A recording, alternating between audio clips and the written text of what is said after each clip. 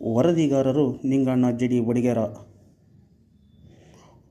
ಹುಣಸಗಿ ಕೂಲಿ ಕೆಲಸಕ್ಕೆಂದು ತೆರಳುತ್ತಿದ್ದ ಕಾರ್ಮಿಕ ಮಹಿಳೆಯು ರಸ್ತೆಯ ಅಪಘಾತದಲ್ಲಿ ಮೃತಪಟ್ಟಿದ್ದಾಳೆ. ಘಟನೆಯಲ್ಲಿ 20ಕ್ಕೂ ಹೆಚ್ಚು ಕಾರ್ಮಿಕರಿಗೆ ಗಾಯವಾಗಿದ್ದು, ಗಾಯಗೊಂಡವರನ್ನು ಹುಣಸಗಿ ಹಾಗೂ ಕಲಬುರಗಿ ಆಸ್ಪತ್ರೆಗೆ ದಾಖಲಿಸಲಾಗಿದೆ. ಯಾದಗಿರಿ ಜಿಲ್ಲೆಯ ಹುಣಸಗಿ ತಾಲೂಕಿನ ಸದಬ್ ಗ್ರಾಮದ ಅಗತೀರ್ಥ ಕ್ರಾಸ್ ಹತ್ತಿರ ದುರ್ಘಟನೆ ಜರುಗಿದೆ. ಕಲ್ಲದೇವನಹಳ್ಳಿಯ ಕಾರ್ಮಿಕರು ಬೊಲೆರೋ ಪಿಕಪ್ ವಾಹನದಲ್ಲಿ ಕೂಲಿ ಕೆಲಸಕ್ಕಾಗಿ ಯಾಳಗಿ ಕಡೆ ತೆರಳುತ್ತಿದ್ದರು.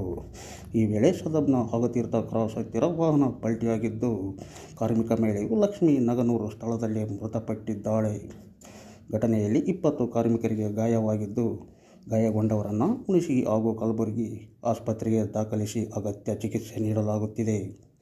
ಹುಣಸಗಿ ಆಸ್ಪತ್ರೆಗೆ ಮಾಜಿ ಸಚಿವ ರಾಜುಗೌಡ ಅವರ ಸೋದರ ಬಬ್ಲುಗೌಡ ಅವರು ಭೇಟಿ ನೀಡಿ ಗಾಯಗೊಂಡವರ ಆರೋಗ್ಯ ವಿಚಾರಿಸಿದರು. ಹುಣಸಗಿ ಠಾಣೆಯ ವ್ಯಾಪ್ತಿಯಲ್ಲಿ ಪ್ರಕರಣ ದಾಖಲಾಗಿದೆ.